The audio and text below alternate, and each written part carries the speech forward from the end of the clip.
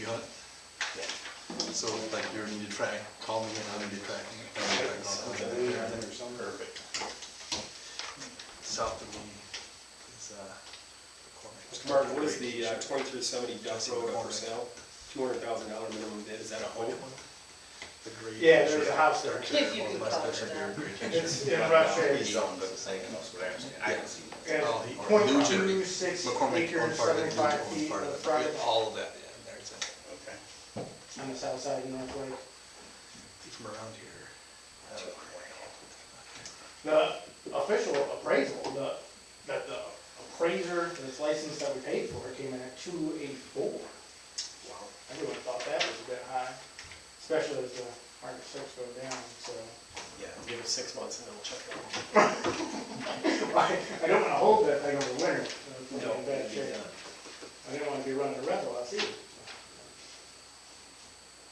All right, it is 6 o'clock, and I will call the Dalton Township Planning Commission meeting for July 26th to order. Start out with roll call. Dave, I am here. Jesse? Here. Nick? Here. Lee? Here. John? Here. Casey? Here. And Todd? Here.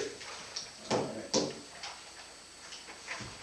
We have an agenda for tonight. There's nothing to add to it. We do have some homework that we'll do at the end, which That's just all part of the discussion at the end. that will be the new business at the end there, but it looks like everything else, talked with Stephen, everything's set there, so I can have someone make a motion. I make a motion to approve the agenda. Support. All those in favor say aye. Aye. Opposed? All right, perfect.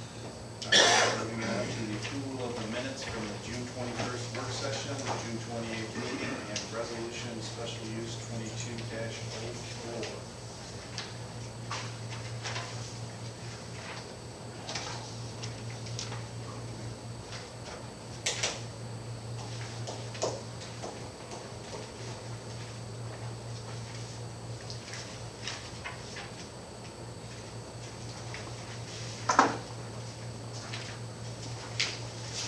To make a motion to approve.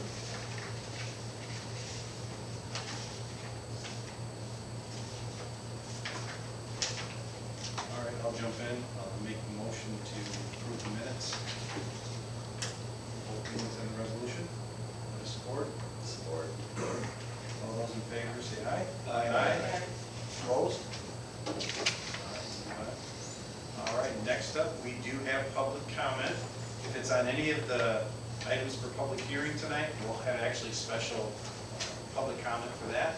But if this is a general thing, if you want to stand up or you get your 3 minutes, a chance to stand up and tell us anything you would like. Is there anyone that would like to do that? I'll open the public hearing up at 6:03.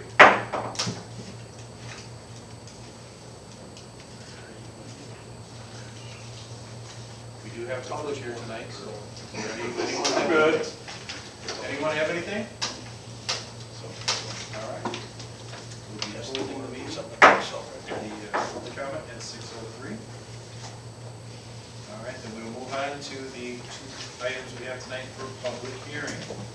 First is for SU 22-05, the solar array at 685 Sanctuary Drive. We have someone here for that property? All right. If you want to go ahead and step forward, just tell us a little bit about what you're looking to do. Sure. You have more technical information than I do, so. So we're looking to install 10 solar panels on a ground-mounted system. There's a national resource assessment, impact assessment done, and minimal to no impact based upon location just being in some sand. These are usually pretty straightforward. We've actually gotten a few of them now, so we actually have something to fall back on. Our first couple were kind of pushing and pulling there. Is there anyone that has any questions? Just a general question, the mount, is that from a company in Grand Haven?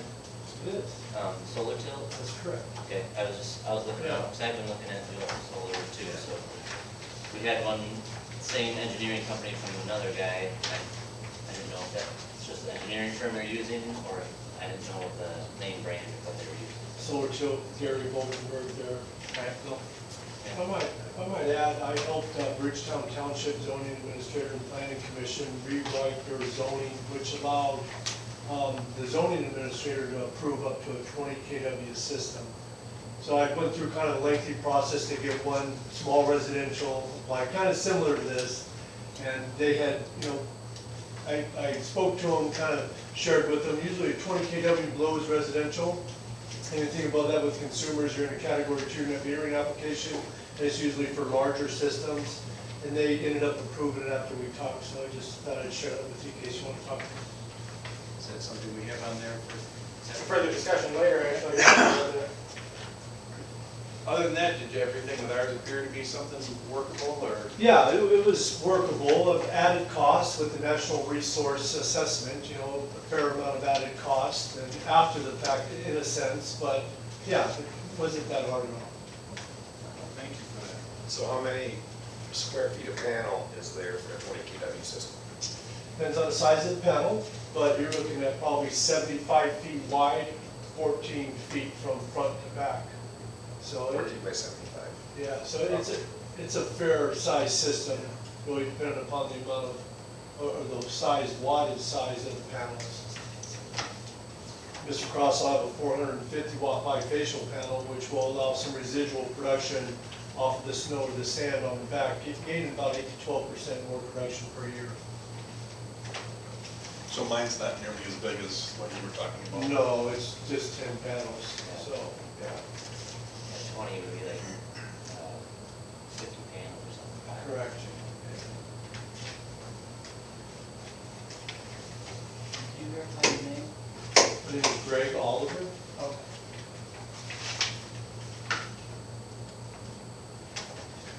Anyone have any other questions? All right, thank you very much. Thank you. Then I will open up the public hearing for 685 Sanctuary Drive at 6:07. Is that where I would make a comment? Absolutely. Sure. I'm just the neighbor to the north, and I got my little invite to the meeting in the mail. And my only interest here, not in protest by any stretch of the imagination, is exactly what the plans are. I don't know what the ordinances are for the township. How far is this off the property line? Where are they going to be located on the property? Is that information available? I can give you roughly. It's probably 130 yards from my north property line, which is the property line that I share with you. It wouldn't be visible from the property line, from your property. And it's gonna be near my house. And from the west property line, it's probably, would you say 100 yards from the gate? At least, yeah. Oh, Yeah, probably so yeah, it's more than about that, probably 150 yards. Just like plan, yeah. Yeah, here's a, you guys turned in going on. It's just wiring that goes from The panels. the panels to my crawl space where there's gonna be a battery bank and, yeah, it's just my whole. If it's that far off the line, I have no issues whatsoever. It's well within the setbacks. We can usually do a visual. What is the ordinance anyways? How far off the line would something like this typically be required to be? Whatever says the ordinance. Okay, I think that's it's- okay, if you don't know off the top of your head. I'm It's 6 feet from the side good. property 6 line. feet? Yes. Okay. He's definitely You're well taking over care that. of Well, it's also, it's in a clearing, there's a clearing near there, but there's woods past the clearing between you and me, so it's way thick. Okay, very good. In the winter time, you might say. And just for the record, did you get his name? We're gonna share Yeah, information. just actually, when we have public comment, we usually ask for name and address. Oh, sorry, Ken Grant, Okay. and I live at 7888 Whitehall Road in Whitehall. And you're the east neighbor, correct? I'm the north North neighbor. Okay. Your display is smaller than the one he described. Oh, yeah, way It's smaller. 75 by 12. Yeah, it's way smaller. That's like the maximum you can do is what you're saying, right? Yeah. For a resident. Any other comments? All right, I will close the public comment portion at 6:10.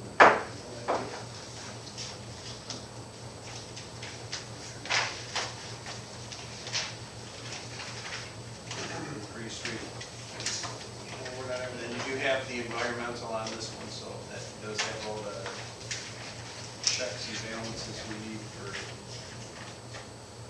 on our side. I saw Steve's information on that. Looks pretty straightforward.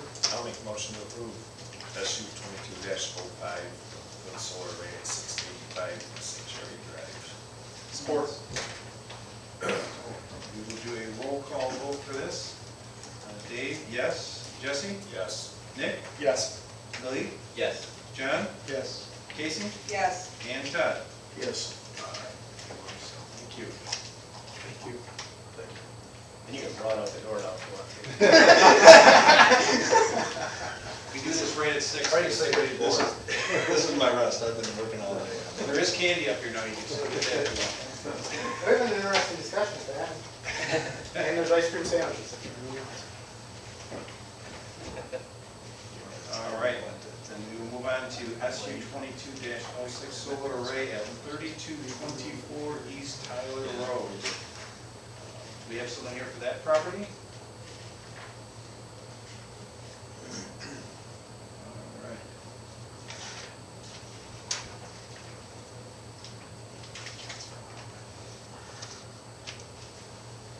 At that point, I think I'll open up the public hearing for that one at 11. Sure. We can do the public hearing. That's done. We could let those call the vote. We might be able to explore passing it with, on the condition, but that may or may not be a good idea. How do you feel on that? Just table it as we get on this. Yeah, tabling would be the Public safest hearing way out of today. going about it. Public hearing's open. All right, anyone here for the public hearing going? All right, we will close the public hearing at 6:12. All right, that looks like based on the information here, we did not get an environmental study done for this, at least as of this time, correct, Steve? Correct. Okay, so at that point, the recommendation is that we will table. So, if someone wants to make a motion, we could do any of it. Follow, it sounds like, the easiest way to go is to go ahead and move the table until we see the environmental. Motion to table SU 22-6, the solar array at 3224 East Tyler Road. Support. All right. All right, we will go ahead and take a roll call on this one. David, I say yes. Jesse? Yes. Nick? Yes. Lee? Yes. John? Yes. Casey? Yes. And Todd? Yes. So that has been tabled. All right, moving on, we do have communications from the Township Board meeting minutes. It's June 13th. Take a look at those. We do not have any unfinished business. So we will move on to new business, which is going to be general discussion tonight. Kind of some ideas. Jeff had looked at some things that we might be able to look at as far as our current situation with the manual and things that we want to take a look at. So it'd probably be best to turn it over to you and. Yeah, there's a few things on it. We've tackled a number of things on the business front, on some of this pulling in, on the food truck front, the agricultural front, the right to garden, and so we've checked a number of things off. And I've been keeping track of other things that have come up and been concerns, potential changes, small things like moving residential solar approval to just admin. Rather than coming to the full board, and I'm not sure if anyone knows why it comes to the full board at this point. And then some of the bigger things. I've been working on the enforcement process for quite a while, and I want to get that put into the ordinance itself. And there's a decent amount of moral complexity in this role because underlying laws, there's always violence that's enforcing them. And then I have the general moral issues, which I would say the government is to protect the citizens from other governments. The township has a limited role in that. We passed a thing against vaccine mandates, technically a non-binding resolution, right, that type of thing. To protect citizens from each other, which is mostly the theory behind the ordinances, And when you go into some of the zoning history and stuff, it's to protect the property value and those types of things against other property owners, so it still falls under that theory. And then to protect citizens from the government itself, which is wholly what the enforcement process is doing. And then obviously we normally, especially as a society, we allocate roads and fire and schools and other things into that, and it expands and spans until you get up to a very heavy grant-based bailout society like we have now. And then there's the specific moral obligations. And so I try to refer to those when thinking about things and try not to move things too fast or too extreme so that it's reasonable and it sticks. We've obviously had the one tiny home project come to the board for discussion. Now that, it was looking at a special land use for a certain location.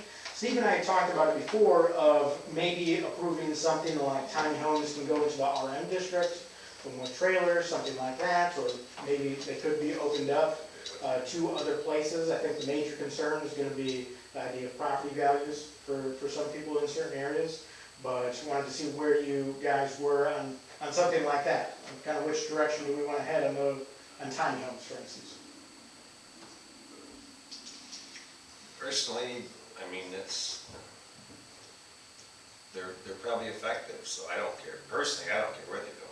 I mean, Yeah, I think there's probably a movement going towards that stuff, and when you think about it, I mean, America in general is spoiled. And yes, someday, we're not gonna all be living in a 3,000 square foot house. immensely wealthy without realizing. Because it's just not how it is when it comes to worldwide stuff. We're just spoiled and have way more than we really should. Every time I eat ice cream, I think that. Stuff is, I can only see Stuff. stuff only moving in that direction because all these dang governments out there want everything equal. So my guess is over time, we're just gonna lose where we're at kinda. Yes. And you look at, I mean, my 20-year-old daughter, for example, wants to get on her own. But in today's market, she can't go buy a $200,000 house and you can't get a piece of junk for $100. But her and her boyfriend would be just fine in 300 square feet, We have a housing And so shortage. the whole young generation, they need somewhere to go. Right, and an immense number of restrictions on housing that have grown up a lot over the last handful of decades for all I sorts of don't see codes them and licensing hurting and stuff. property value myself. I'm not Especially personally worried about it. as it becomes more popular, and I think it's a trend, it's going to become more popular in some fashion. So right now, the Stuff's state too expensive. hasn't adjusted for it in its laws. But it doesn't mean that we can't in some way. So it makes sense, I think it makes sense to be there. But rather than trying to, some places fight trends and whatnot, it's fine, but it's weird to have the discussion of like, we need more affordable housing, more access to housing, and then they're like, No, I don't want that. and here's some more restrictions on what you can't do for housing. Now, would that be, say, the requirements would be, because it is, hence the name, the tiny home, would it still need to have the, say, a 5-acre parcel? Would we reduce the parcel size, or would we keep that part of it? I see where parcel size. In the RM, it's 20,000 square feet, so it's less than half an acre there, so. Yeah, right, you're talking about the RM, Yes. right? And then lake residential is that size, I think, too. Right, well, and so it depends if we want to try to put it into the limited RM area, or if we want to make something more general, which you would get the 5 acres or the 1 acre issue there. And I really considered it. I considered it more of like a square footage type of thing for the house. I mean, you would still have to go through all your various construction inspections and that type of thing. Yeah, personally, like, if somebody wanted a tiny home, I don't really care where they want it, R1, R2, RM, whatever. If you want 10 of them like they were looking at, then they need to follow the same rules as campground would. Yeah. Our same rules, actually, I would say. I mean, Well, right, if you wanted to put in like a little if you district want- of tiny Yeah, homes, that thing we looked at. right, then you'd have to have a site plan Have review. to be site plan, same thing, a campground, have to go through everybody else, because that'd be fair. Right. They'll just allow us to build 20 of them and 2 nightly rentals on them. Because that was That's just a originally, free for all, but wasn't that when we first looked at, was having like a zone like we were gonna allow it in certain Like areas. a tiny home zone? Yeah, that's kind of what, That does sound funny. Sounds like a sitcom or a reality TV I show. remember how they came, was that when, was that Tony who came up with that? He wanted us to look at the mobile I home kind market of or remember something. it a little bit. I was like, man, I don't wanna like stick them, that's like, if you want a tiny home, you can only have it in this very limited area. It didn't seem like a very, it wasn't I'm not sure the concerns are legitimate. It's just like food trucks, like everyone thought food trucks rolling into places is gonna wipe out all the restaurants and stuff, and they didn't. Lockdowns, certainly hurt them, but the food trucks didn't wipe them out. How do you define a tiny home? I haven't watched tiny home builders. or anything. I don't either, but I mean, they're just smaller square footage, so you just pack it in there. Is it on a trailer though? Usually on a base that can be moved, yeah. No, they trailer. Like a flatbed trailer and they build a The last top of it. meeting, we'll have to get you the stuff from the last meeting, they actually had pictures in there and a pretty good, there was a PowerPoint presentation, they might even send it to you. And those people had set one up before in Portland, Oregon. Yeah, so it's actually something that's a trend other places that, again, we don't want to be on the, always wait for something to come to be a part of it, but it's something they did well in other places and it didn't And serve. theirs was for a little, It was Yeah. rental. short-term rental thing. They operated it like a B and B, Yeah. or, yeah, it was like a weekend place or a week, and it was it's in urban, Portland, Oregon, so there's restaurants, bars, and it's kind of in the middle of an existing neighborhood, so it was unique on a lot of fronts. Yeah. The reason I ask is if it's on a trailer, it's a portable home, how do they classify between that and a bumper pole camper that somebody buys and throws in the middle of a lot, and it's my tiny home, I'm Or a living in it. mobile home. Right. I think of it that way, as a reduced size mobile home. It's put it on a skid, they build it in a factory, warehouse, they bring it out there, drop it, and hook it up, I'm assuming a septic, water well. Oh, we can just say it's gotta be a certain code or something, certain building Yeah. code or whatever. Stick built, right? We would just have to meet the codes, There's that are in their house degrees, it's like is- phone booths are small, I mean, there's some allow that them to go smaller. are much smaller, and some of them have like upper levels, some, I mean, based on square footage, if you went off of that 600 square feet, 800 square feet, 1,000 square feet, they had, varying degrees and various heights. And some are, they're actually using the storage containers, just container,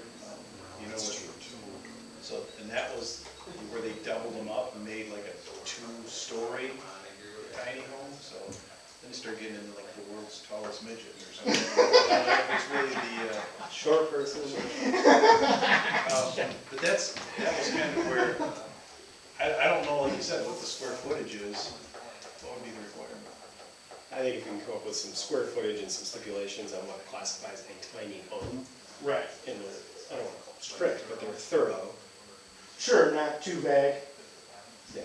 Is it like you need to have, So like you say, we don't need to insert it. Right. Put a camper out there, like what's my time? Someone doesn't roll Needs into to my have house. attention, running water, sewage. Well, it needs to meet a certain code, Yeah. a certain. building Jeff, code. maybe there's two potential uses. An individual who maybe is given some property, or they buy a lot and they put it out there and they want to be left alone, that's fine. Then there's I could see a park. I don't know if trailer park is a good term, but, kind of take something different, but Community, a community. tiny home community, maybe. Yeah, a village or a community. Similar to like a trailer park or something. Yeah, like Right, instead of an individual lot, a site. any other residential development, right? Alright. Yeah. And, the enforcement procedure.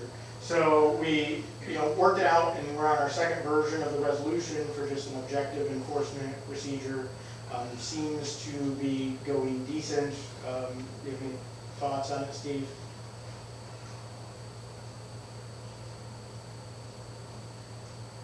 None at this time. The current is through the ZBA is part of the process, right? That is, The potential to appeal. So the potential to appeal through the ZBA was always there. right? And that's the one version that we tried doing administrative appeals. So us, the township, we were appealing it automatically. The problem with that is most people won't show up to their hearing. And then the people that do show up, so they didn't get the letters and whatnot, which ends up being mine. And then it just frustrated the ZBA, as you know, and it's kind of this pointless process. It would have been nice if the people objecting to some of the enforcement were like, I'm objecting to this on these grounds, and thus I'll show up to my hearing and make the argument. That did not happen a single time. So that didn't work out great. So now we switched over to, in the letters, we inform them that they have the right to appeal. In certain time frames for going back and checking them and that type of thing. Are those letters sent certified mail? I think, are we to the last one The is sent? third is. The third one. That would be my only comment. So I would say do the first one. What little bit I heard about the enforcement process a few months ago, we were discussing in a board meeting, I thought it was too relaxed, too strung out. Personally, Right. I think it needs to go faster and more forceful and get it done. Yeah, well, I do think with certified mail, they can refuse it, which means they can say, I wasn't given notice. And first class mail is legal service. Oh. So Well, if we write a ticket to someone, the court sends them a summons via first class mail. And we get a lot of resolution on the first letter or two, just saying that they should do the thing, they'll be inspected yet. But, a lot there, most result there.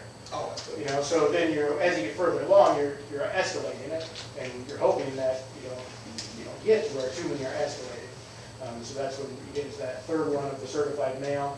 And that's part of why stringing it out doesn't hurt most of the time, because it ends up being resolved fairly early on. But if people want to string it out for a while, again, we got Bobby.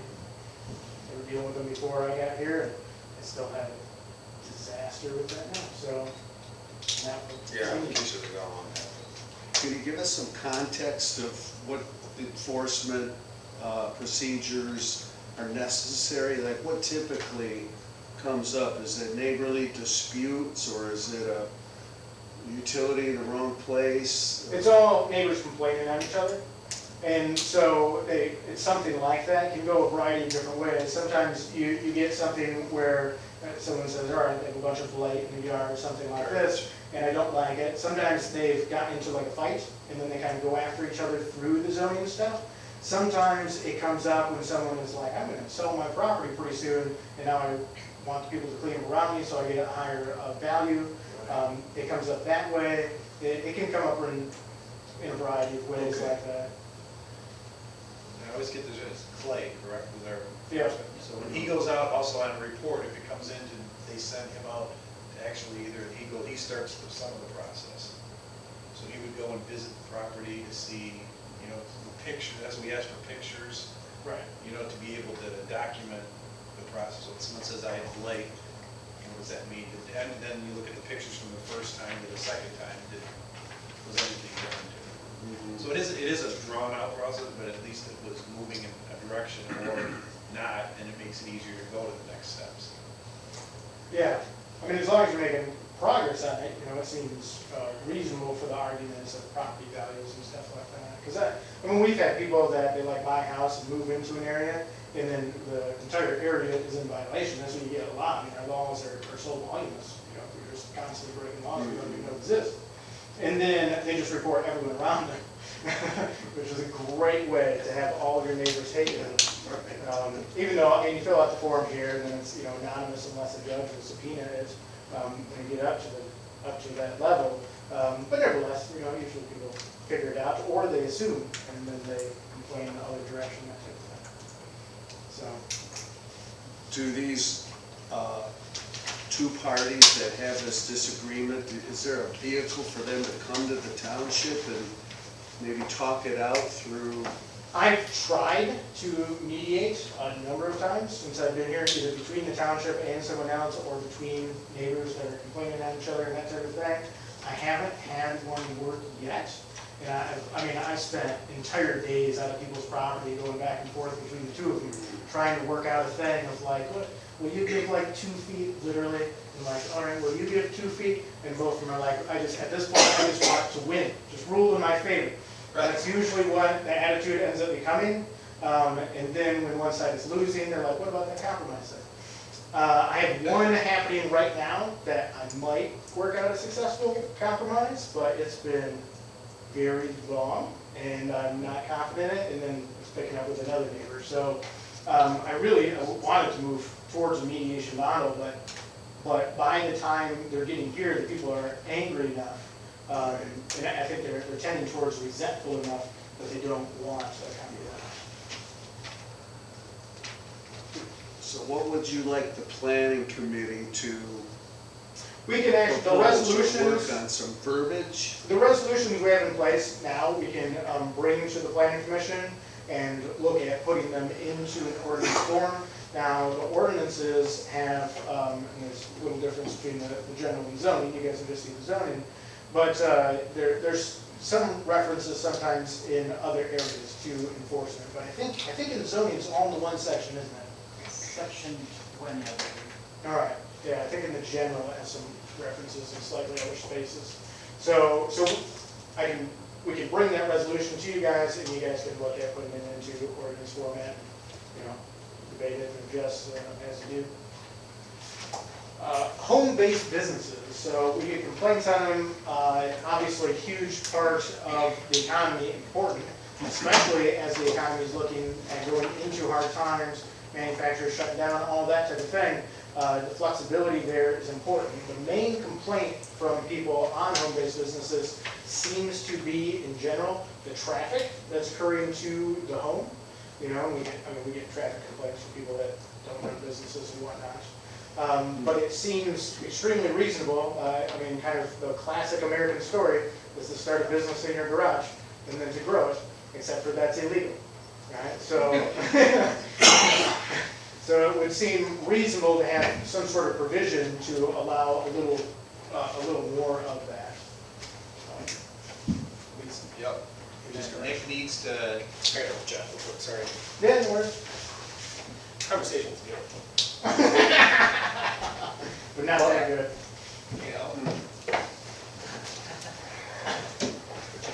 See you guys. Thanks. I can see this one being pretty thorny. Noise, You can get in excessive noise, light, especially deliveries, Yep. whatever. Exactly, again. I know of some great home-based businesses in our township. They're, kind of tucked away and do their thing. Right, it seems very reasonable for those places to operate. And a lot of times, it's difficult to come up with the capital to jump right into a building. Right. Whereas you start out this way, you prove your model, you find out that, hey, the product is feasible, the cash flow might be viable, and now you can take out a loan and take that risk to get a building and expand from there. If you don't have that step, you're cutting out the small entrepreneur, which is the actual economy. If you want to have a large amount of prosperity, that is the economy. I would a lot more of it, Yeah. Yeah, it might be a complex one. I've never owned gone for 12 years, so get your deliveries, your menu around, lights, whatever, I don't care. Yeah. You know, I'm so freaking tired, it don't matter. Personally, it's me glad I was if we're at work all day and you're working in your garage, so what? Who's the complainers? Everybody's wants to couch on that. I'm for whatever expands it. We are actually really friendly. More It's friendly. more friendly. More. I just. Yeah. You should be able to do, I know this is a radical Yeah. concept, but you should be able to do whatever you want on your property. And your neighbors should just be happy that you're doing something successful. Man, that delivery truck, oh my gosh, how about just be happy somebody's making it, somebody is, they didn't decide to go to work for 8 hours and go back and binge watch Netflix, they did something, and they're benefiting people around them. Nobody thinks like that. Maybe that guy can come over now. But now, the Amazon truck goes to everybody's house 3 times a freaking day. Oh, So what's the matter anymore? But that's true. And Amazon is everywhere. yeah, and so those complaints, I have asked the people, they're like, oh, this house is getting all this traffic and whatnot. It's like, well, I get books delivered often, and I'm not shipping them out, I'm just buying them when they're arriving. And One you- way. Right, you might think that sometimes I'm like shipping stuff out, and not at all, So a so. lot of those complaints will come from traffic, like it's usually the amount of traffic that usually is coming in, or there's no parking spaces, and then there's a limitation, I think in our ordinance, there's something that you're only allowed so many visits, or isn't there something like that? There's nothing specifically about visits. It's, we have home occupation and home-based business. There's no real good, clear definition between the two. Typically, with home-based businesses, they require a special land use, and they're only permitted in R1 and ag. So expanding that could be something to look at into R2 and other districts. But there's no real separation between what classifies as home I always occupation and struggle what with that too, yeah. home-based business. I typically look at it when I have to decide is how many customers are gonna be on site. Is it just a couple times a week, that would still be a home-based business. Or a home occupation. With a home-based business, they outline specifically more intense uses like a salon or a full-fledged cabinetry shop. Machine shops, things of that nature, where there's more intense use, more customers on a daily basis. That's kind of the guidepost I use right now.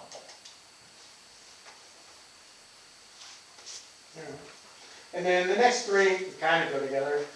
Corner stores, mixed-use buildings, and mixed-use walkable areas are kind of the same concept. And zoning really created some major problems. It was actually attempting to address problems in its creation and its history. Urban sprawl is a major one. It's almost purely zoning created.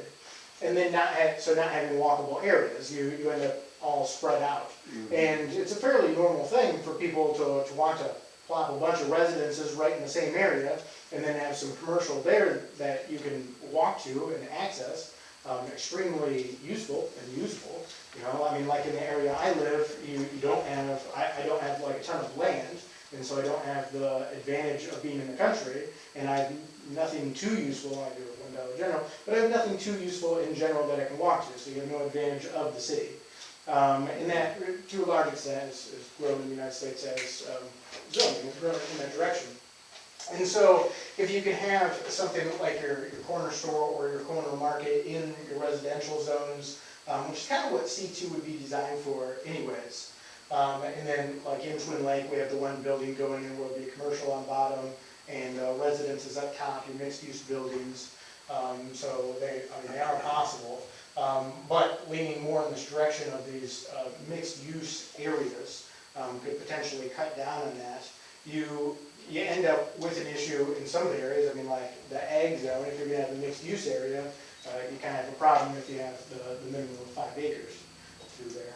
But it seems reasonable to develop in this direction. I think the society, now zoning is talking about it, right? We're like 100 years into zoning, and they're really starting to pick up talking about the walkability of an area, which obviously the car companies and the gas companies hate, but I think humans would prefer it and work better in that direction. So you see it, I mean, actually you see it in our parking lots. We have one parking lot at one store, and you have to drive out of the parking lot onto the road into the next parking lot. That's like a few steps away. You do that down the entire street. It's kind of funny. Inefficient, very inefficient, that's for sure. But conditional rezoning, this ended up on the list. Steve and I have talked about it a little bit for if someone wanted to do, you know, something like a corner store, like a commercial use in a residential area, and it could be rezoned to allow for that, but conditional upon it staying a corner store rather than switching over to something else that would be allowed. Instead of just switching it over to C2, and whatever is allowed use in C2 could just be for that thing. It's kind of like the performance zoning, which we kind of hit on a little bit there, of how many cars are coming back and forth to a house for home-based business. You can do performance zoning based on how much traffic it's getting, that type of thing. Conditional rezoning like that too is something that is discussed, isn't usually redone in a major way anywhere as far as I can tell. So we just need to add that to our ordinance then. Right. Add to our ordinance to allow for conditional rezoning. Could be added. Is that, Yeah, it would need to be added as allowed and have a process. yeah. Yeah, I know Lorraine had looked into it before, so I have a file that she left with Muskegon Township's ordinance and a couple other examples. It's one of those things, otherwise the planning commission on a rezoning is deciding between rezoning permanently this direction or denying it and leaving it permanently this direction, whereas they're like, well, if we knew it was gonna stay the store, we definitely want it. But if it was gonna turn into a manufacturing plant afterwards, we wouldn't want it. So it makes it less of a hard edge decision, I guess. That makes a lot of sense. I think everyone's on board with the admin approval for residential solar, Yes, get it done. right? Yes, let's do it. Does anyone know why it comes to the planning commission? I was Not in thinking- my backyard. Sure it was a little, not in my Probably. backyard, Dalton. Yeah, that's everywhere, that's humans, They you got know? added, I mean, only a few years ago.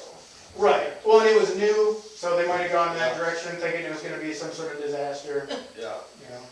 Which, hey, It was something, if I you remember. bet on right things early being on, disasters. I think we probably did it when we were too. I mean, it's like, it was one of those things where we wanted it in there type of deal, or that was the consensus. We started Add it in getting, to see how it was people gonna go, asking, Right, because you could back it down, but Right. not, it's hard to tighten up, but it's easy to back down. when it started out, we tried to make it, it was pretty heavy.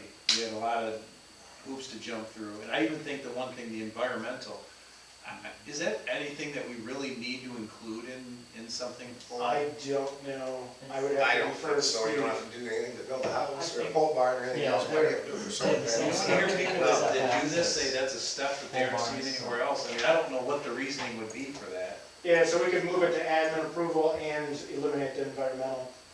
Yeah, something on that? Oh, yeah, go ahead. Yeah, having just been through that process, it was an extra, what, $600 or something like that.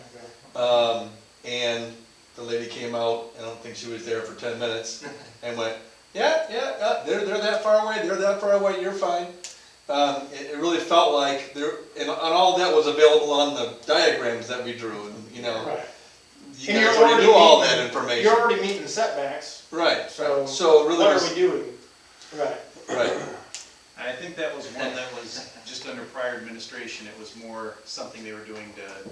This person right here, not you. You know what I'm talking about, that's who Yeah. added that. It was more of a way to hug a tree and make it Yeah, something well, People would get way off track and be like, oh, we need to add this, we need to add that. We Right. need this rule, make that, and it's like, well, that's not our business, that doesn't really matter, that's what we have the health department, we have the building department, we have this, we have that. yeah. It might have been, I would do that environmental thing. I don't know, there probably was, due to solar's failure 2 decades ago, that it's assembled, it works a little bit, and then they stop using it, and there it sits and rots. That was some of the concern early on too. Yeah, What are you gonna do with them when they stop working? Like the Right. original The satellite. house just sits there though, too. TV, That's worse, that's worse than a solar panel, I mean, that's Right, or a shed or a a barn whole or. bunch of other things. Right, that could apply to literally everything on your That property. could burn down, you know. There was that could even burn up. talk about making it in the ordinance, I remember that part now, where we have to put, where bees could be housed underneath it. Okay. So you'd have to have bees under. Bees underneath, bats on top. It was one of those things where it was like, really? thank you for not doing that, by the way. I think this is one of those things, we wanna make the opportunity for someone to do it without all the restrictions. All right. I think, yeah, Yeah, 'cause make it easy and cheap. Yeah, otherwise, why is it? I mean, you guys are basically rubber stamping them.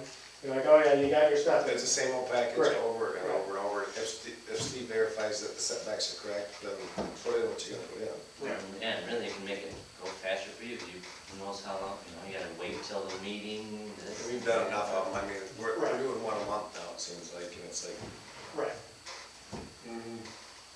Good. They're Yeah, just that's standard a stuff. simple one, and that should be pretty easy. Health More work, ministry. Steve. This one is, well, So I know, I've gone to health ministries, right, which is like, go to like an Amish naturopathic doctor, right? You go and get my blood checked for stuff, and then you use herbs and that sort of thing, right? So it's a little different. I know Lee has been connected with him at least to a certain extent, and it's right. So it's decentralizing the medical industry, anyways.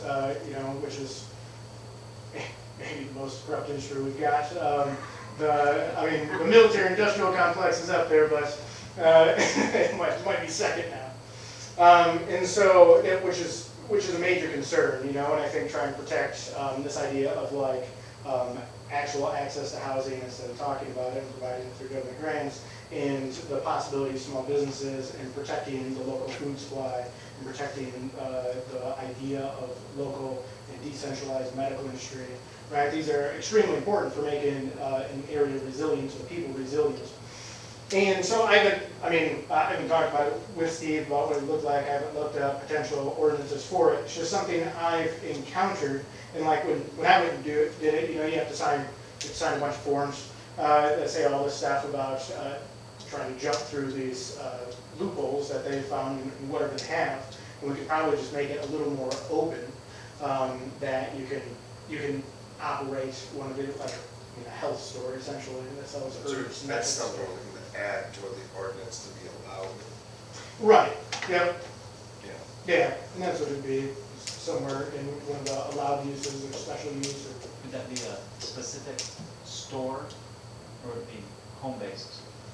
Well, they operate as both. Either one. Because you could, with a home-based business, you could potentially call it similar to a massage parlor, or Just add it, something add similar. words to it, Maybe just add ministers verbiage. to it. Right, we can just add to it, But as as a home. administratively, we could say it's a similar use.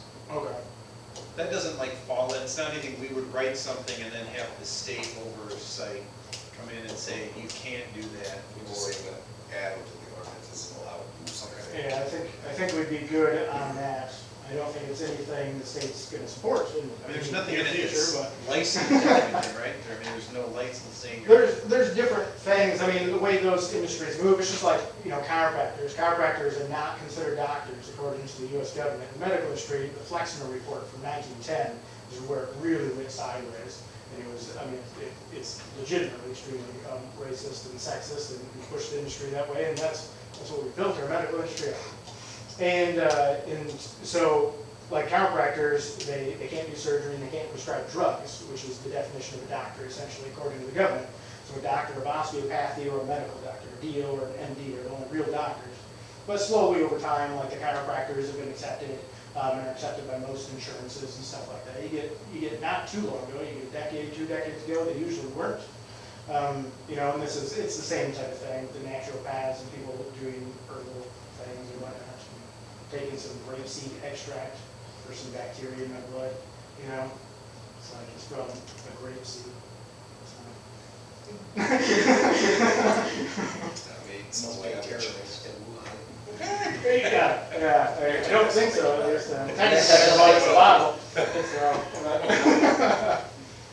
The amending procedure, and Steve and I looked at this a little while ago. I believe the intention of the amending procedure, it looks like, is that when the planning commission sends something to the board for approval, that the board can either approve it or deny it, but not amend it. All right? But I don't think it's exactly clear. I think it's debatable in how it's worded in that. And so, do we want the board to be able to amend it? Or, if not, if the board is just approving or denying, I think we should clean up the language a little bit, just so it's a little clearer and not as debatable. Otherwise, you're going to get someone in my position that is going to take something from the planning commission and say, I don't like the way it exactly came out, and go for the amendment. And if it's unclear, it's going to be now debatable whether that ordinance is legit or not. The only way to clarify that would be to resolve it in court. Yeah, because I think now is we get it back, if it's denied and it comes Right. back. If it's back to the planning commission. If it comes back with a reason saying, we didn't like that it was 3 residents, we want 4 or 6 or things like, if it gives us with some specifics, it's when it's denied without information. Reason, right, we get alerts. Because we can fix it, and that's, I guess, the part is sometimes the things that come forward usually come as a result of something that's crossed Stephen's desk that we're looking to put something in that's. Right, and it does allow that other check and balance, right? So if you had an amendment just at the board, the possibility of amending it, so it goes through this whole process, right? Months later, it ends up in front of the board, and then the board is like, I motion to approve it with these changes. And it's like, well, why do we just go through the months of the process? Right. No, no. Jeff, And are plus, we we're the ones talking doing about- all the research. Are we talking about an ordinance, Is it the public a zoning hearing? ordinance Yeah. issue itself, or are we talking about Yeah. a special land use change? The zoning ordinance change, I thought was the section we looked at. Okay.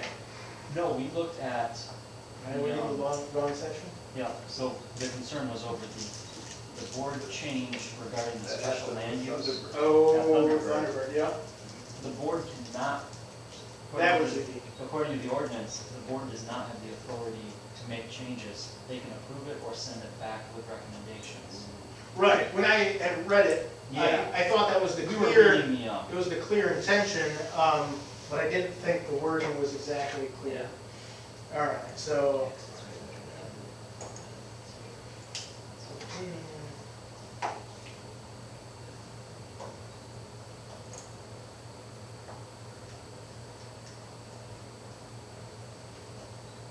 Just to go back to that poster. The poster used to be the entire book. And I mean, I still think it's not clear, because it says, if it desires, the township board may refer any proposed amending ordinance to the planning commission for further consideration and comment within the time specified by the township board, but the board is not required to do so. Especially the way the sentence ends with the board is not required to do so, it's, I mean, it's not prohibiting. That just means they can say no and just leave it at that. Correct, right, you can just shoot it down without it going back to the planning commission. But it's like, I don't read in there where it would prohibit me from changing an ordinance if it came to the full board. I think that is the intention, but I don't think it actually says it there. We would have to also check into the. And it's tempting, right? Like, I mean, it's tempting for me, so I imagine if someone else saw that, it would be very tempting. We should also look into the zoning enabling act, because that would supersede this. Right. Yeah, that's true. But I think it could just, the intention that's already there could be clarified in a single sentence, that the board may approve or deny but not amend. Period, right? Is it just Something me, that, or is it, yeah. have we had a lot less go back to the lawyers to look at things that have, for a long time, we have things where we have their decision based on what this says, and then they interpret it and said, I think we're okay. I know sometimes we have to get that legal representation. We used to get that where they'd say, well, this is really unclear, or. Steve and I have interacted with lawyers a decent amount. And then we cut the lawyer bill once I came into office, because a lot of times write things and then I run it by the lawyer for red flags, Yeah. rather than having the lawyer write from the beginning. And they have a conflict of interest, obviously, with having clear ordinances and laws in contracts. Their best interest is to have a little confusion in there, so that they can have business in the near future. I used to have them all I the have time. preached that for years and years, and, well, up until you came along. I've said that for years and years and years, that this is all intentionally written gray. Yeah, And everybody looked at me like I was crazy. Right. I've been saying that. Well, there's actually two, This is all there's two by parts to that. design. This is all One, that- it creates a Attorneys keep money business. coming. Right, it creates business for them, but then two, attorneys just like it. And you have to remember what like law school or debate class is like. You're supposed to be able to take either side and win. And so they like that, just that ability to twist it a little bit, right? Give me a little room, I can work it, right? And so you have those two things working towards vagueness. And it's like, well, then you read something and you're like, what does it say? And the lawyer's like, what would you like it to say, right? For quite a while there too, I mean, everybody was always like, whether it was the board or the planning commission, we should ask the attorney. You think we should ask the attorney? Let's ask the attorney if we should ask the attorney. What are these in the time? Yes, you need my assistance. They would give us the answer, and it would take them literally 25 minutes to give us the answer, and then we'd go, what did you just say? Right. yes or no, or should we go We ahead? gotta consult the A attorney. lot of I'll check boards, with the attorney and councils, see and if we can commissions consult the have an attorney come to every meeting. Sure. And I mean, some of them we basically need it, the water We used system to. policy board, We used I got to, 12 he was months. at every meeting. yeah. That's a lot. The wastewater management committee and the water system policy board that I both sit on, I mean, the lawyer's there every meeting, and you kind of need them, because those are such a mess. It's like, all right, this basically gets us into a lawsuit, right? And they're like, well. And that's every issue. I think those issues are what they're meant to be. We had them in things where just general interpretation of things that were really us just making a decision. Well, right, if you're going to the lawyer for that type of stuff, you should probably write it in such a way that someone can actually understand it. You know, and that's kind of what I think that is. Like, I think the intention was clear, but it just didn't come out that way. It's like missing one sentence. It's not supposed to You go know. that way. Yeah, so, Now, That was the point. is there any other, besides the motorsports people, is there anybody else that can appeal to the township board? I don't believe there is. I don't know what everybody else thinks, but I'm not okay with having one certain person that doesn't have to go to court. I feel like if somebody else gets their special land use denied by the planning commission, they have to go to court. They don't get to go to the board. So either everybody should get to go to the board or nobody should get to go to the board. It shouldn't just be one part of the zoning ordinance that someone gets an appeal to the board. oh, I don't think that was an actual appeal. Well, but a It decision. has- I- Right, it has to right. go to the board to be approved. But why that All one? special uses still have to though. What? All special uses have to go to the board. No, Just the Thunderbird just- one is the, Just motorsports parks. right. So Motorsports strange. and they have to go to the board, but they're the only one that goes to the board for that thing. And I just wonder why. I don't know if I'm anybody not certain. knows why in the past they We thought. added that just a few years ago, or did some major amendment to it. Remember? Didn't we, how old is that thing? I'm not certain on that one. Is that when Sprague first bought it, or was it after? Yes, I think it was when he was resurrecting it from the dead, is when they wrote this whole ordinance about it. Some of that is. Isn't that true? It was like rotting, and then he brought it back to life. Yeah, and I think Scales, the lawyer, had said something, said something about why it was coming to the full board. Might have just been because it was a big political issue at the time or something. I'm not exactly sure. But I remember it was wholly within the discretion of the township board. And I think it's probably the only thing like that, other than the entire general ordinance.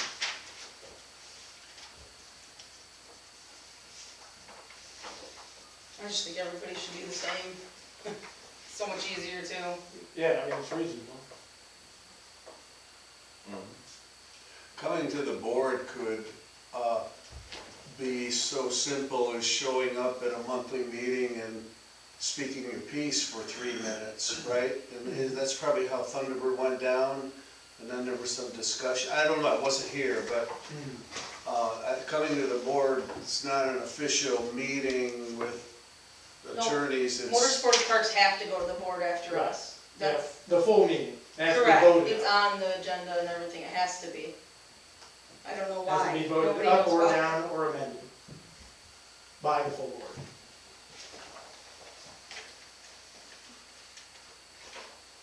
But an unofficial appeal could be me showing up at a board meeting as a citizen and lodging my protest in front of all the board members. Correct, for or Right. against, yeah. But they wouldn't do Not anything. that they would have to act on it, but. in They this wouldn't case- be able to act on anything except the motorsports park. If you, like, any other special land uses that we deny, they can go to the board and complain, but the board has no jurisdiction to do anything. Right. It goes to circuit court, so. I think it was the administration that was here. Wanted it like that. Yeah, it is. It was a big It's an concern. odd I remember outlier. they're opening Thunderbird back up, and I remember going through and doing this. It's an odd outlier, yeah. out of here if we make it not an outlet. The board wanted it that way. Is it possible that it's because of that Thunderbird affects so much of the township and It things doesn't like? though, really, I mean, it's just part of the township, it just is what it is, but I remember that it wasn't in the ordinance, there was a whole bunch of discussion that, you know, since it's closed, we can't allow it to reopen because we don't have a motorsports park section, so that's when the whole motorsports park section came in there, and there was just a lot of the board members Yeah. and screwed up a lot of stuff for a lot of years, and were very, Well, 'cause they wanted to make sure they ran the town, there were several people on this board for a lot of years that made sure they ran the township through the supervisor without being the supervisor type deal. Oh, sure, privacy. I remember the planning commission, I was sitting in a meeting once and they denied a site plan for like a Family Dollar or something due to what their perceived, nothing that was in this book at all. They were just Because like, that I don't was- think that's very safe. But there was a couple of them, there was, what's her name here, and then there was a couple of them that would follow a lead on that.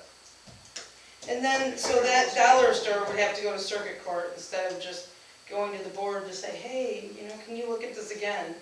So, That was based on the first location they chose, correct? If they chose a location where they said they didn't. And it was, I think it was, they were grabbing them off the traffic, it was. Yeah, it was closer to the curb. Yeah, It was too close to the Yeah. curb, but I MDOT came said in no right problem. after that. They had approval from MDOT. And then And they were squawking, Oh, there's too many houses, there's gonna be Yeah. trucks idling overnight, and Right. it's gonna keep people awake, and just crazy stuff like that. Yeah, geez, if you went through the hassle of getting MDOT approval, I know. I can't remember the name. yeah. Yeah, 'cause that was the one thing, a lot of people were here during that Yes. board Michelle, meeting that said yes. that they live right around there, that it's no complaints. I mean, yeah, it's, they can hear it, 'cause their property touches, you know, border Thunderbird, but it's summer in Dalton Township. Thunderbird running. Well, that's what I was wondering was, you can hear them, Yeah, oh yeah. I you can know, hear from them. even from my property miles away, but that's, so what? Yeah, If I don't like to hear them, I wouldn't buy that But I property. think that's why that's in there, because I think the board basically told us it had to be in there. yeah. Hmm. It makes sense, it was just a political fight at the time, and ended up in that. There was Elizabeth, Mary Ann, and was one other one, and those three ran the township for years through whatever supervisor came and went. They were in charge, better, period. Whatever they said, it's how it went. Right.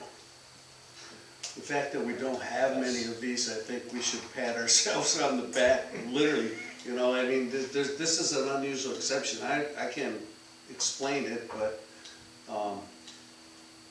we're doing something right. Yeah, Yeah. But I agree with Casey, that shouldn't be like that. right, it should be evened out, so it's the same process. I think that's reasonable. There's no reason for it to be by itself, other than I think it's just, it's either what we were forced to do, or else there was 3 or 4 of them, like I say, that were crazy before. And Right. Non-compliance fee, we brought up over a different thing about water connections and whatnot, and Frank Peterson had invented it, or attempted to invent it, but he has enough enemies in the area non-water system policy board that didn't work out for him. What is And, it? well, so his idea was to do, well, I mean, this was specifically with water, but that you could just accumulate financial penalties rather than being forced to comply with different things. And so it's just an interesting idea, but I want to bring it up and connect it with like the enforcement procedure. And so on, you know, like the simple infractions that we give, you can be told by a judge that you have to comply with whatever ordinance it is. In this philosophy, then everything would be a financial penalty that would add up. Civil infractions would be financial penalties rather than orders to comply. And I just wanted to discuss it, if penalties should just be a financial push, violations of that sort, or whether civil infractions should still pursue like an order to comply with the ordinance. You can't get blood out of a turnip. Didn't they change the drunk driving law in Michigan because all they were doing was bankrupting people instead of, they took all the monetary penalties out and Not that I'm aware of. I'm not sure. I think You guys got one, you got a lot. I don't know almost anything about there it. are fines, but it used to be insane, like it used to be. When I was young, I used to take my cousin to AA meetings, but that's about all I know about it. You can try, but I don't think, most of these people that are failing to comply they're not sitting on a bed of money, and that's why they're, Isn't it though, that generally you'll see some sort of escalation where it starts out, your first is $10. If you don't comply by this time, it becomes $100. If you don't comply by this time, and like you said, at some point, it's, I'm not gonna do anything because I just don't have the money. I mean, there is a desire in my world when I see that, when I get a bill that says you need to act, you have my attention. When you leave your house and go to work, you want to definitely not have to work longer to go, oh, took care of that one. And I mean, it is a motivator. I think that Well, is it does move up like that, so, but if you go like through your enforcement process, right, or writing a civil infraction ticket to someone to take them to court, you know, then you're probably asking for some version of a fee like that, and you're asking for some version of compliance. So the judge ordered that they have to do the thing or not do the thing, whatever it may be, right? And so those are two, I mean, they can be technically two separate things. They're usually pursued together. So that if you're going to court, you're saying, all right, we want a judgment from the judge that says you have to do this thing or you can't do this thing. Plus, there's some sort of, you know, penalty, fine, a few $1,000s. So, I think you're thinking that we want to add in there a non-compliance fee. Well, it would just be emphasizing doing a financial penalty over or before something like a judgment. So, but I've only explored it lightly. so I think the worst thing in the world that we could do, I mean, there's probably worse things, but it would be a very bad idea to create any kind of like financial incentive to pursue different things. It's either True. worth taking to court and getting a whatever you have to do, or it's not. That's true. And we start, even if you nickel and dime people, $15 here, $50 there, like, we're all sitting around somewhat of a general consensus or like mind now. 10 years from now, it could be, it could be completely different. Well, then if it becomes a revenue source, Yeah, and that's what I'm saying. It's Right. either worth taking to court and getting a judge to say you must, Or not. or it's not. That's what happens with traffic tickets. You know, at some point, you have to meet your quota, right, and then you start going, well, I'll find the worst. that don't officially exist. Yes. But they certainly do. Right. Yeah, that's true, because you get a conflict of interest and in economics would be called a perverse incentive. Here's the other thing too, I mean, like, if I'm just wargaming, sometimes it's easier just to pay the fine and just be done with it, instead of like, no, I'm not in violation, like, make me do this. That's true. So I don't know, taking the financial incentive away from government to do anything, like, I'm pretty good with that, and then making whatever government body jump through the hoops and do it right, instead of just trying to shake somebody down for a few bucks to That's true. comply. Yeah. Yeah, I think that's reasonable. One side I like of the fee, I guess, is just that it's more incentive for the person to comply, but the other thing is, I look at is, we're all paying Jeff's wage here. Correct. And I shouldn't have to be spending money paying Jeff for him to go tell somebody to pick up your garbage, because you're not following the rules.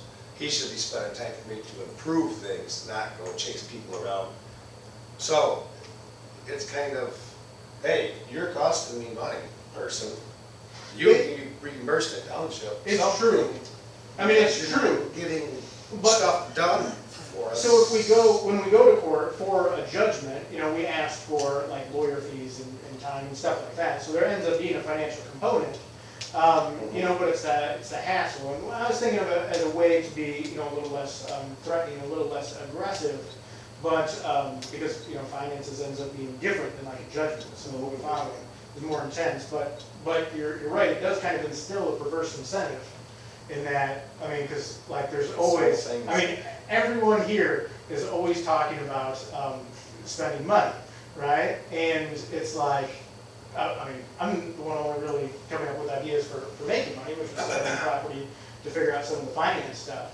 And it's, if you have an easy avenue to increase the revenue, you don't have other avenues for increasing the revenue.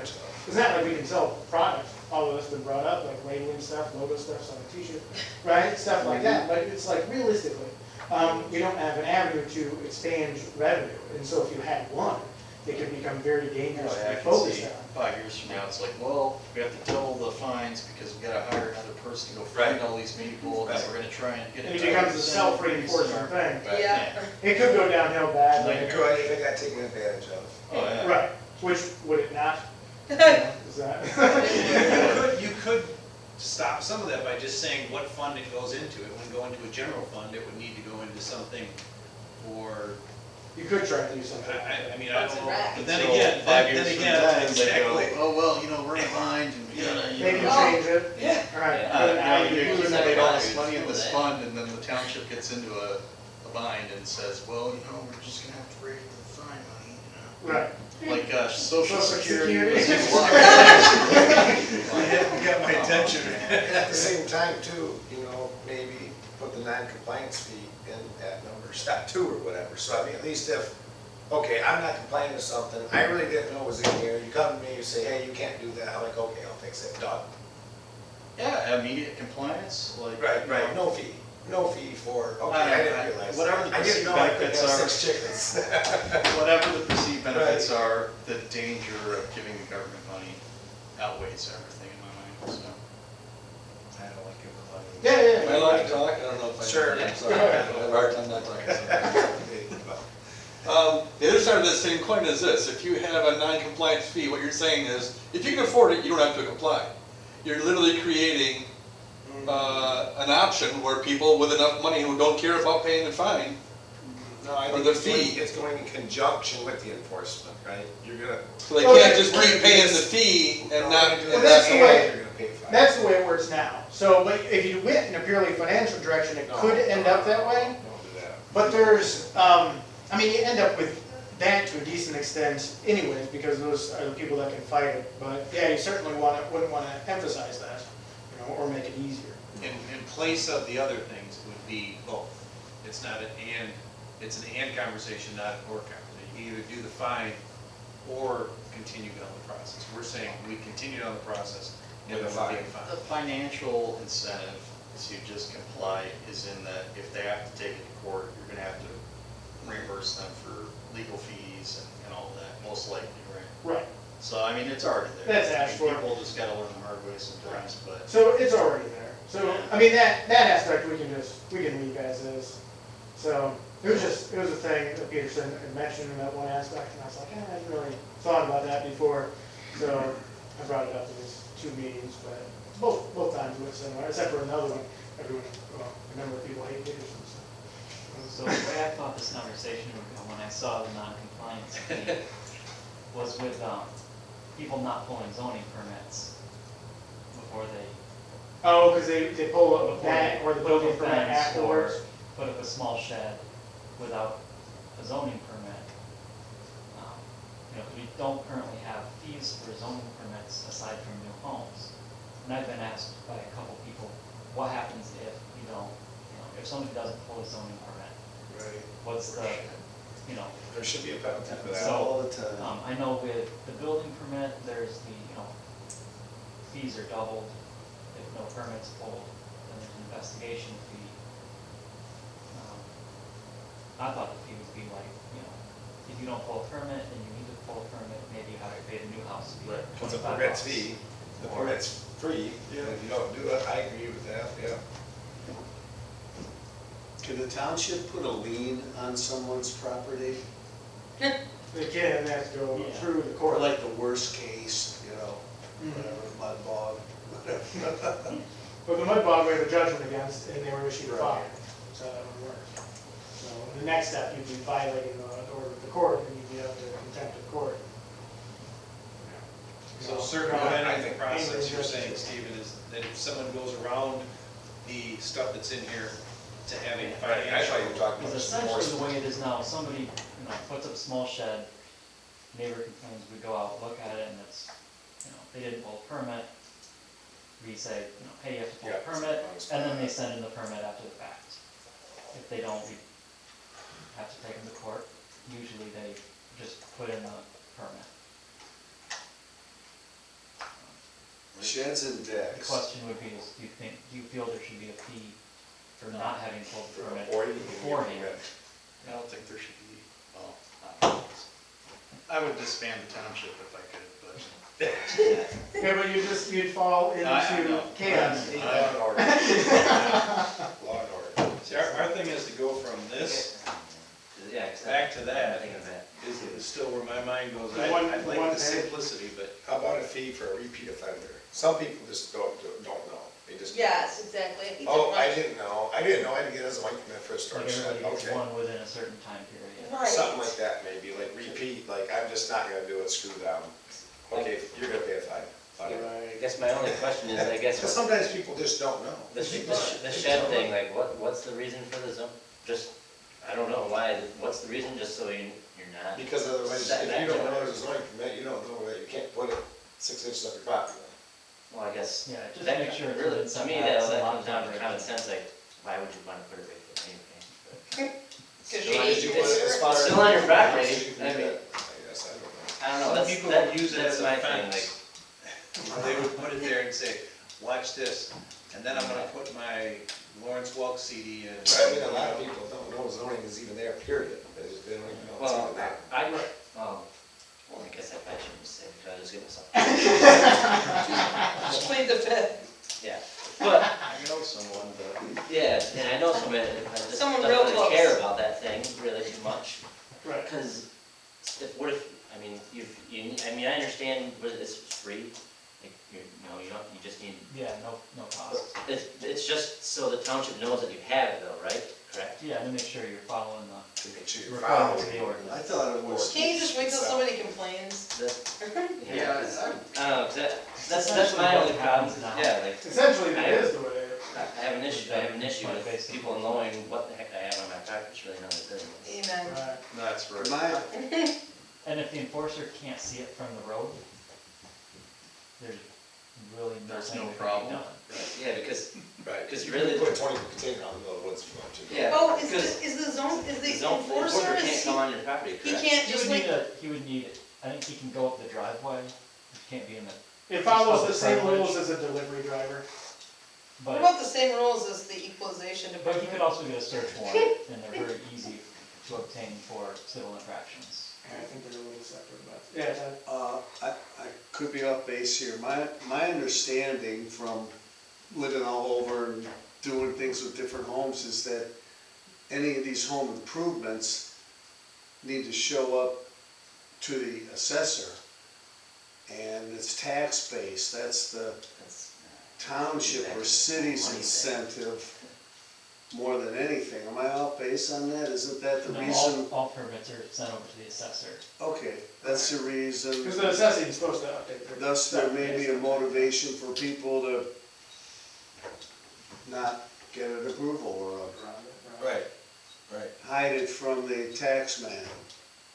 Well, and so, and this gets into a little bit of a larger thing, well, kind of last thing, so on these types of changes, right? We've done quite a number of changes, and we're looking at these other ones. Do we want to keep taking them in bites? That was my idea, to not do this massive rewrite, this massive instability. Or do we want to do something a little larger? Steve had said that essentially, like these smaller changes are adding up in kind of like an annoying way. Something. There's a lot of code changes, a lot of things being codified at different times. Right. In which we are getting signed up with Unicode, we're making progress on that. Taking much longer than I realized it was going to and wanted to, but once we do, then we'll have all the updated ordinances on their website, and with agendas and resolutions and minutes and that type of stuff. So they're much easier to access than our whole website now, and I'll redo the website. And then any changes we make will be updated on a quarterly basis. We just send it to them. Every quarter, they update the changes, so everything's nice and fresh there. So what do you suggest, Steve, like rewrite a chapter? The township's website. Probably not a whole chapter, unless you want to. So like a section, no, not really, I'm just asking for you, for your easy. So like use the motorsports one, say we wanna use that as an example, you would just tackle that part of that and say we'd wanna fine tune that and take out the stuff that doesn't make sense where they have to go before the board. Do Like things just like that. group things together, so like, we wanna, these are the list of items we wanna address immediately, and then go work through those. And then have another group that says, okay, these are kind of the medium concerns, we'll go to those next. And then the longer term. So you're essentially So like, those next. I mean, just priority grouping these. Yeah, just group them and, work through them, and giving ourselves time to work through, similar to what we did this past. Do you see any of those that you wanna tackle first? Is there? Yeah, instead of, one over here, one over there, one over here. Just kind of- I think it kind of felt like that, but I think we were moving through them at kind of a decent pace of not piling up too many at once, but kind of keeping something always moving, that was kind of my intention.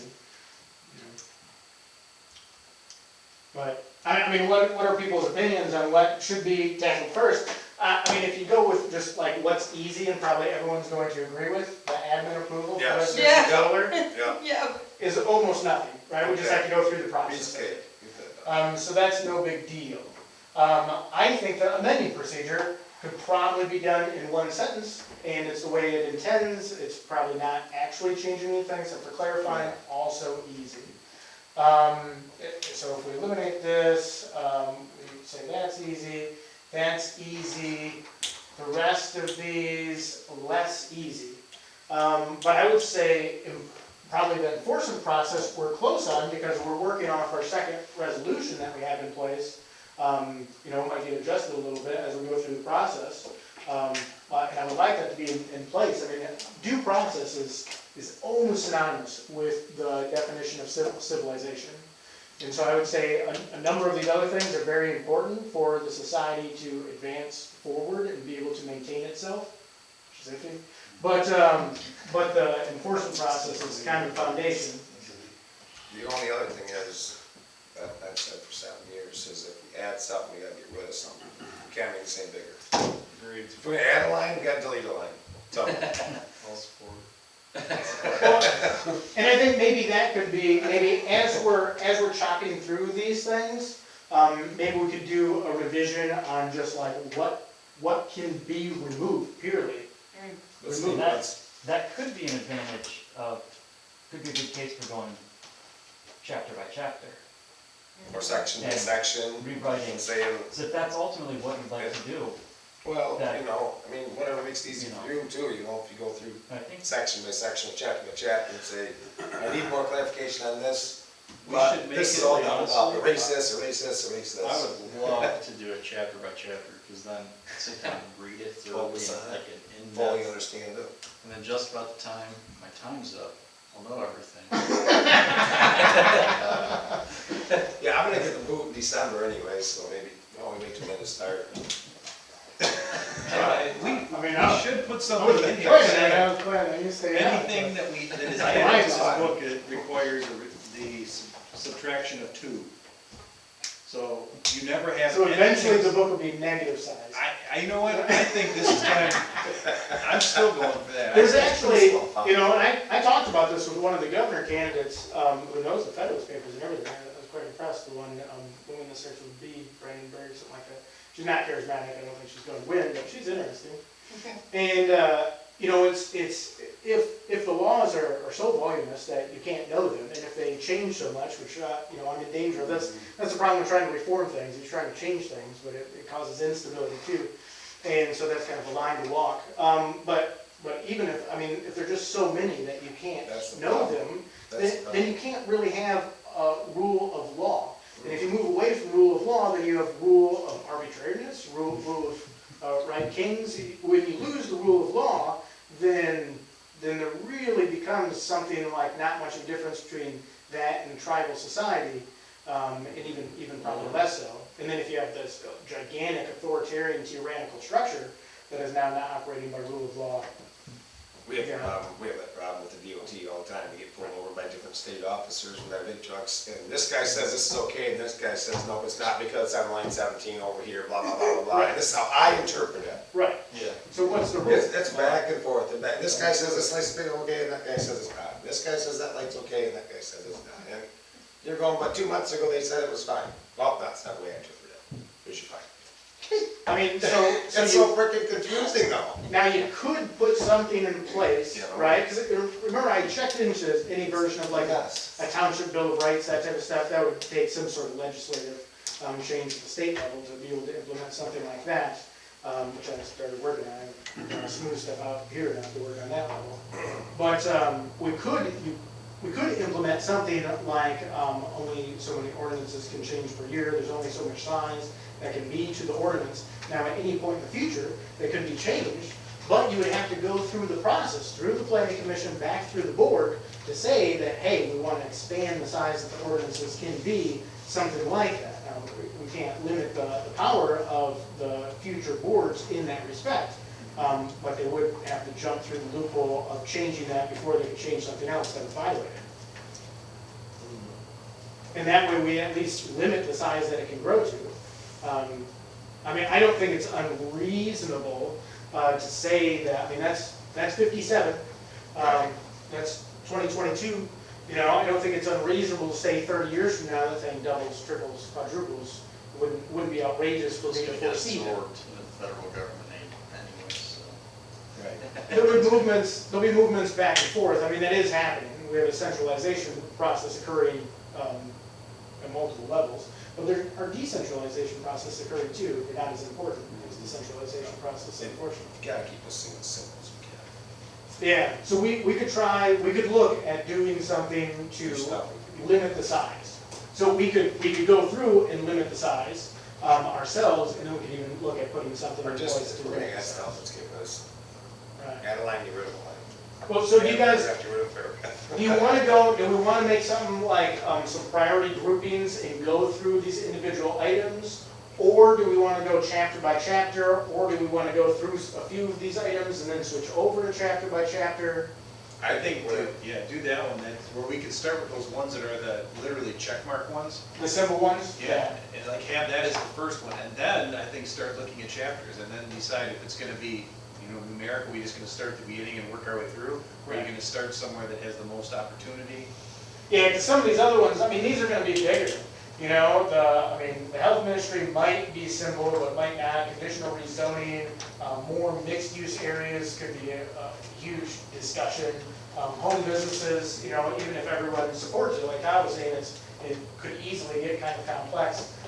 Even tiny homes can end up there. And so all these things could be just part of going through it chapter by chapter. After we could do these two simple things and start the enforcement process, because we know probably mostly what it's going to look like, but then pick up everything else on a chapter by chapter basis after that. And that, I mean, that puts us into 2023 where we're looking at the master plan. Well, and depending too, I don't know, Steve, are any of those items, hot items that we have a lot of people coming in for, can we do tiny homes, this or that? Can I get So, Probably these tiny homes? I see two. that translating over to single wides a lot, yeah. because we don't really differentiate between structure type, it's just by dimension. And, you know, right now, we don't allow single wides in the RM district. So, Right. I think John's idea, that's something I get a lot I of questions guess. about. chapter by chapter makes the most sense. I think we would absorb it more Yeah. or better that way.